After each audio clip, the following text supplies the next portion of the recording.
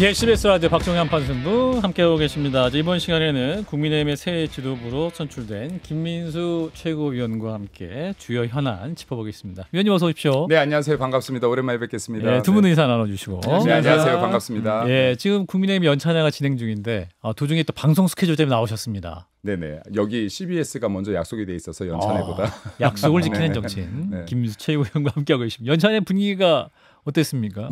제가 본 데까지는 아주 화기애애하고 좋았습니다. 네. 뭐 비전에 대한 이야기들도 하고 그리고 예. 민심을 어떻게 잡을 것이냐 뭐 이런 PT들도 있었고 비전 발표도 있었고 뭐 괜찮았습니다. 네. 예. 네. 자, 일단 우리 김민수 최고위원 원래 대변인까지 하셨었고 그죠? 네, 그렇습니다. 예. 최고위원을 우리 당원들이 선택한 이유 뭐라고 보십니까? 지금 제가 이번에 그 전당대회를 나오면서 아마 국민의힘의 마지막 전당대회가 될 거라고 이야기를 했고 실제로 그런 의지로 나왔습니다. 그리고 제가 12월 4일부터 계속해서 좀 계엄과 탄핵 국면에서 제가 정치인 중에서는 제도권 안의 정치인 중에서는 가장 먼저 싸우기 시작한 정치인이거든요. 아, 그래요. 그래서 여기 뭐 박재홍 한판 승부도 많이 나왔었지만 제가 보수 패널 중에서는 아마 방송을 가장 많이 하는 패널 중에 한 명이었을 거예요. 한 달에 예. 한 100개 안팎으로 했었으니까요. 근데 계엄 이후에 제가 이런 레거시 미디어에서는 다 하차를 했죠. 하차를 하고 이게 좀 유튜브 쪽으로 가서라도 제 목소리를 계속 냈고 그리고 장애에서도 계속 목소리를 내왔는데 예.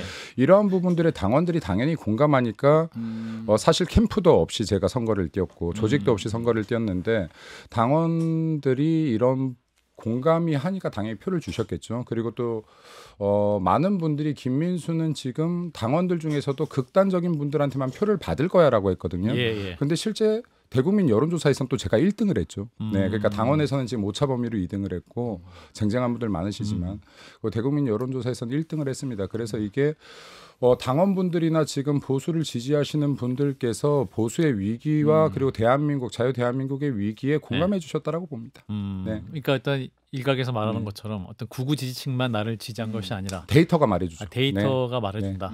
우리 국민의힘 네. 평당원들 대부분이 날 좋아했던 것은 맞는 것 같다. 네. 지지했던 것은. 그러니까 상당히 지금 높은 지지율을 받았죠 실제로. 그리고 대국민 여론조사에서 1등을 했다라는 것은 이거는 지금 일반 지금 좌파 언론들이나 레거시 미디어에서 얘기하는 것과는 달리 김민수의 이때까지 했던 주장이 이건 중도 확장력까지 갖췄던 호소력이 있었다라고 판단해야지 맞죠. 네. 그러니까 이걸 감정적으로 이야기할 것이 아니라 항상 데이터를 놓고 얘기해야 된다라고 생각합니다. 자, 네. 데이터로 말씀드리면 이제 선거인단에서 75만 당원 중에 약 34만이 투표를 했었죠. 여기서 김민수 최고위원이 얻은 표는 12만 3천여 표입니다. 당원들에게. 그러면은 이게 지난 대선 때 김문수 후보를 찍은 표가 1,400만 표고 우리나라 유권자는 4,400만 표입니다. 이 12만 3천 명이 어떤 그 민심을 대변할 수 있다라고 보십니까? 그렇게 파악하면 안 된다고 봅니다. 안 후보의 돼요? 숫자가 다르죠. 지금 최고위원은 8명이나 되는데요. 제가 말하는 선수가. 거는 네. 예를 들어서 김문수 후보를 찍은 거에 어떤 균일한 그러니까 어쨌든 보수 정당 41%를 얻었으니까 여기에서 샘플로 어차피 당원이 있으니까 그 정도인지 제가 말씀드리니까 뭐 많은 평론 저도 평론가인데 많은 평론가가 얘기한 건 거의 뭐 나트륨 수준의 짠맛에서 얻은 표다라는 얘기가 나오고 있거든요. 그렇게 만약에 생각한다면 여론조사에선 제가 극단적으로 표가 안 나왔어야지 맞겠죠. 그리고 이 부분도 말씀드릴게요. 8명의 후보가 있어요. 예. 자, 그러면 여기에서 성격이 비슷한 후보들의 표를 더해보면 아까 말씀하셨던 김문수 후보의 표만큼 나오겠죠. 그 이상이 나오겠죠. 네, 그러니까 이렇게 계산을 해야지 맞는 것이죠. 네. 표본 자체가 숫자가 다르니까요. 여론조사에선 1등을 했는데 사실 국민의힘 일각에서는 오히려 여론조사가 당원 투표보다도 더 짠맛 조사였다. 왜냐하면 그냥 무작위로 일반인들에게 다 전화를 하지만 많이 받지를 않았고 특히 국민의힘 지지층 내에서 당원이 아닌 지지층 내에서도 그냥 전환기 씨랑 자꾸 손잡으니까 에이구 망하는 길로 가는구나. 아예 대답을 안 했다라는 분석도 있어요. 그러니까 이런 부분들이 굉장히 잘못된 건데요. 여론조사를 내 입맛대로 아전인수식으로 해석해서는 안 된다. 예를 들어서 내 마음에 드는 조사는 이거 맞는 여론조사라고 하고 마음에 안 들면 이건 어떻게든 잘못됐을 거라고 생각을 한다라고 하면 여론조사 자체 제가 그래서 이런 말을 했어요. 야, 좌파들이 부정선거를 주장하네. 예를 들어서 우리 지금 선배님이 아니라 좌파들 주장을 보면 야, 이들이 말하는 게 지금 부정선거 주장하는 거야. 부정선거는 아니고 부정 여론조사. 편향된 조사 결과다. 자, 그러면 과표집이라고 하죠. 과표집. 그럼 그건 어떤 여론조사도 믿을 수가 없다. 예를 들어서 어떤 거든 과표집되지 않겠느냐. 자, 그러면은 어쨌든 여론조사에 투입하는 분들이 더 의지를 갖고 투입을 하는 것인데 그러면은 지금 이게 어떤 여론조사든 믿을 수 있겠느냐? 그럼 민주당 여론조사든 믿을 수 있을 것이며 지금 나오고 있는 지지율은 믿을 수 있을 것이냐? 그러니까 이런 것들을 알겠습니다. 잣대를 똑같이 대라 아전인수처럼 되지 마라 하는 말씀. 현안으로 가겠습니다. 네. 예. 어제 이제 첫 최고위 회의에서 하신 말씀이 화제가 많이 됐습니다. 이를테면 개파 이익을 위해서 언론을 통해 무작정 당을 비판하는 패널들은 그러니까 당원인데 패널을 나와서 말씀하시는 분들 언급하신 것 같아요. 그런 분들을 해당 행위로 책임을 묻겠다. 이렇게 말씀하신 게 화제가 됐는데 이른바 친한계 패널들이 좀 많다. 뭐 이런 문제의식도 좀 있으신 것 같고. 특정하지는 않았고요. 예. 이 부분은 지금 보수 내각의 내부에서는 굉장히 오랜 기간 문제점으로 인식되고 있던 거예요. 예를 들어서 제가 이걸 용기 있게 말을 꺼냈을 뿐이다라고 생각합니다. 예. 예를 들어서요. 우리가 지금 보수 정당 국민의힘이든 민주당이든 이 친목 모임 아니거든요. 예. 가치 집단이고 이념 집단이에요. 예. 그리고 여기에는 당원 당규라는 게 있습니다. 당원은 지금 대한민국으로 치면 헌법인 것이고 당규는 지금 법률인 거예요. 그럼 당원의 의무가 있어요. 그럼 당원의 의무 첫 번째는 당원 당규를 지키라는 겁니다. 두 번째는 당에서 정해진 당론을 따르라는 거예요. 네. 자, 우리가 보수 정당이지만 저 역시도 마찬가지고 우리 당에 대해서 건전한 비판 얼마든지 있을 수 있습니다. 예. 다른 의견이 있을 수 있어요. 네. 근데 예를 들어서 제가 우리 당원 소속이면서 개파 정치를 위해서 무지성적으로 당을 비판한이라고 했습니다. 이를테면 무지성적인 비판이 어떤 거죠? 민주당이나 이재명에 대한 비판을 한 번도 하지 않으면서 오로지 총구의 방향이 우리 당으로 향해 있는 패널들 있습니다. 이거 다 나옵니다. 네. 예. 자, 그러면 예. 민주당 이재명이 어떤 잘못을 해도 단 한 번도 비판하지 않는 사람들이 오로지 우리 당에만 총구가 겨눠져 있다. 이거 우리 당으로 볼 수가 없는 것이죠. 잘못된 것이죠. 예. 자, 그러면 그리고 또한 예를 들어서 당론을 지켜라가 당원의 두 번째 의무예요. 예. 그럼 탄핵 반대 같은 경우는 당론이었습니다. 그럼 당론으로 정해졌어도 다른 의견은 민주적으로 받아들여야 된다? 아니요. 당론을 만드는 과정이 민주적 절차예요. 민주적 절차에 의해서 지금 결정된 당론을 반대하고 나서면 이게 지금 민주적 절차를 부정하는 겁니다. 당원의 두 번째 의무예요. 그럼에도 불구하고 나와서 지금 탄핵이 정당한 것이라고 계속해서 이야기한다면 이건 지금 당론과 전혀 거꾸로 가는 주장을 하고 있는 것이죠. 예. 자, 이렇다라고 하면 이거는 지금 보수정당 국민의힘에서 제가 말하기 전에 애진작의 이 부분에 대해서는 예. 조치가 있었어야 됐다. 예를 들어 우리 당원이 아닌 분들이 나와서 어떤 자유로운 의견을 개진하든 이건 문제가 안 돼요. 마무리해 주세요. 네, 근데 당원이 나와서 이런 행위를 하면 이건 해당 행위죠. 해당 행위죠. 건전한 비판까지야 뭐라 하겠습니까? 근데 이게 총구의 방향이 오로지 우리 당을 향해 있다면 이건 우리 당원으로 볼 수가 없는 것이죠. 강찬호 의원님이 하실 말씀이 있습니까? 저는 그 부분보다 이제 결국은 이제 계엄에 대한 이제 인식인데 계엄에 대해서 물론 여러 가지 의견이 있겠습니다만은 어쨌든 현재에서 이제 탄핵이 인용된 상황이고 계엄 자체는 이것은 물론 민주당의 입법 폭주나 탄핵 뭐 분명히 문제가 있고 헌재도 그건 인정했어요. 하지만 그럼에도 불구하고 계엄까지 한 것은 그것은 좀 너무 지나친 것이고 헌법적으로는 용인할 수 없다.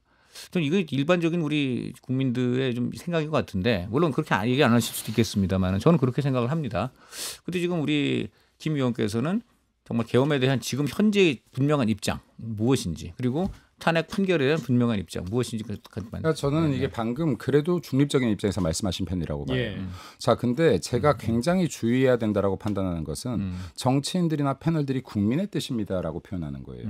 자, 그러면 분명히 지금 계엄과 탄핵 국면에서 윤석열 대통령에 대한 지지율이 50%를 넘긴 적도 있다라는 말씀을 드릴게요. 예. 자, 그리고 40% 후반대 최종적으로는 50.05%였나 제가 50.1%였나 정확하게 모르겠습니다. 여론조사는 함부로 말씀 안 하시면 좋겠죠. 저희가 또 항상 그래도 경고를 이걸 받기 말해야지 때문에 될 것 같아서요. 그래서 이게 국민의 경고는 저희가 이게 받아가지고요. 이제 조사가 여러 가지인데 예. 그게 뭐 이상한 언론사도 있어서 이상한 곳도 있어서 문제가 그러니까 있거든요. 자, 그래서 출처를 얘기하시고 말씀하시죠. 네, 그래서 이 부분에 대해서 말씀을 드릴 것이고 그리고 계엄에 대해서도 이 말씀을 드릴게요.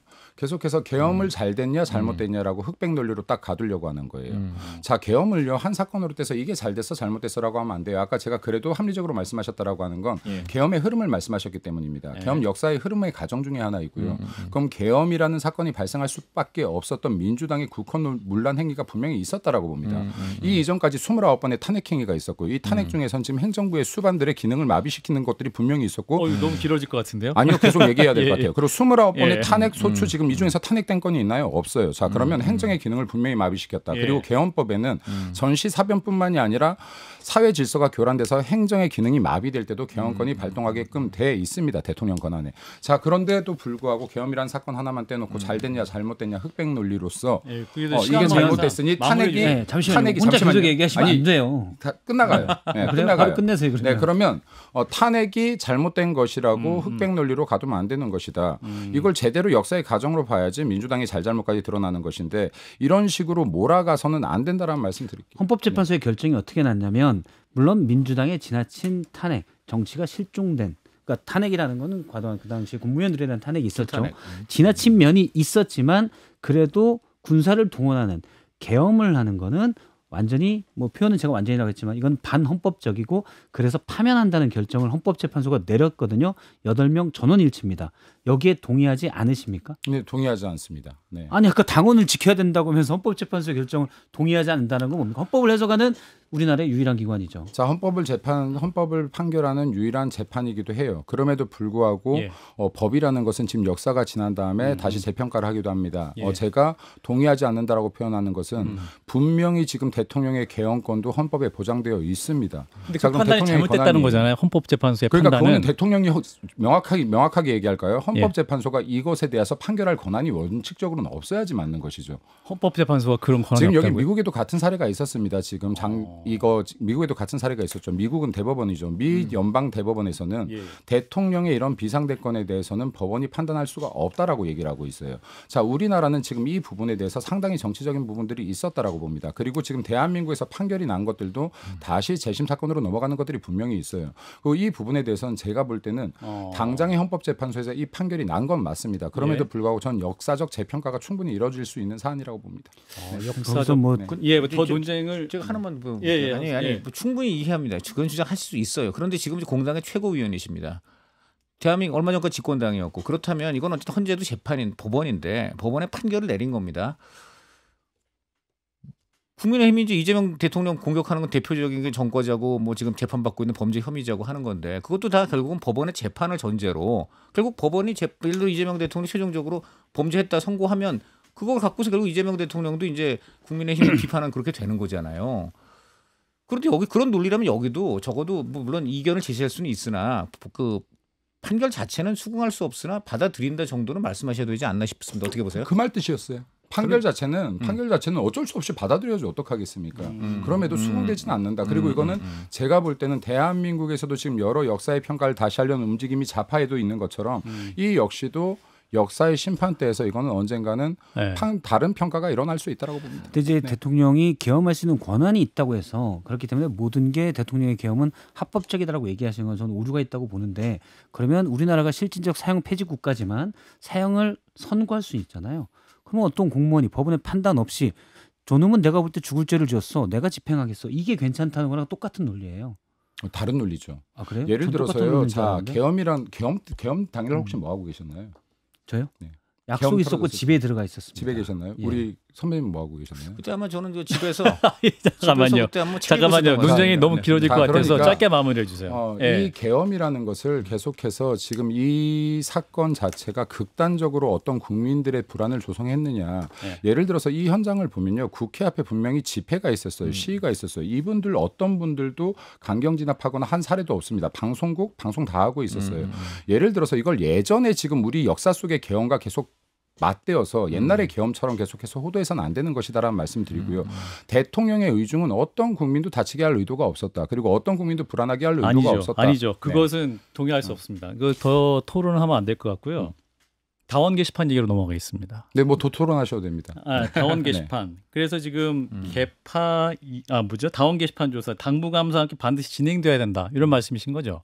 그렇습니다. 예. 한동훈 대표를 겨냥하신 겁니까? 그게 누굴 겨냥했다. 그러니까 지금 이런 프레임을 써서는 안 된다. 누구를 겨냥했느냐. 그리고 지금 이게 잘못됐느냐. 그럼 드루킹 같은 경우 김경수가 왜 2년 실형을 받았죠? 댓글을 조작함으로 인해서 지금 언론사들에 대한 직무방해를 했다는 거예요. 그러면 지금 우리 당의 당원 게시판 같은 경우는요. 예. 당원들의 목소리를 듣기 위한 곳이에요. 대통령 신문고는요. 여기 국민의 목소리를 듣기 위한 거예요. 예를 들어서 신문고에 대통령이 대통령 가족이나 지인을 총동원해서 여기에 지금 대통령을 찬양하거나 혹은 다른 여론조성 용도로 썼다 그러면 이거 큰일 날 일이죠. 자, 여기에서 지도부는요. 예. 당원의 목소리를 듣는 역할이에요. 여기는 당원들이 목소리를 내는 겁니다. 근데 여기에서 예를 들어 드루킹처럼 기계적인 조작은 없었다고 하더라도 만에 하나. 예.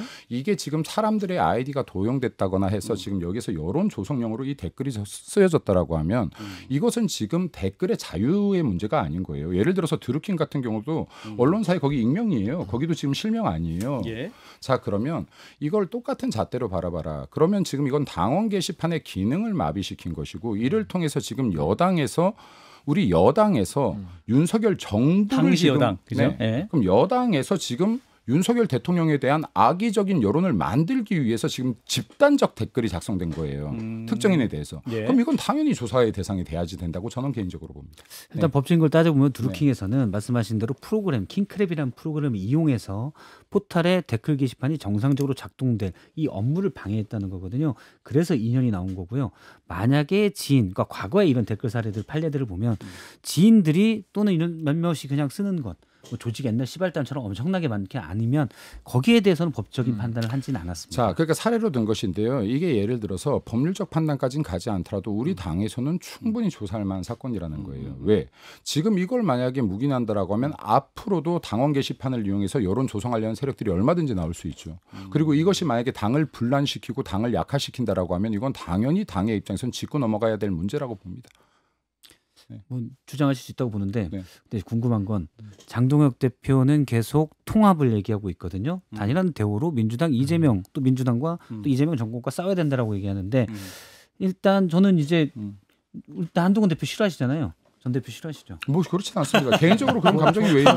그런데 좋아하진 않아요. 어쨌든 좋아하진 않아. 좋아하진 않죠. 네, 굳이 뭐 좋다 싫다로 흑백 논리로 나눌 오케이. 필요 없죠. 알겠습니다. 오시기 전에 네. 제가 했던 얘기는 되게 한동훈 전 대표로서는 아픈 데를 찔렀다라고 제가 평가를 그게 했었는데 왜 본인이 아프죠? 그러니까 저는 계속 똑같은 주장을 하는 거예요. 예. 본인이 안 아파하는 것 했다라면 같아요. 명예회복이 돼야 되는 것이고 아. 철저한 조사를 통해서 예. 아파할 이유가 없다. 내가 만약에 그걸 개입한 것이 아니라면 당당하게 밝히고 명예회복의 기회가 될 것이다. 예.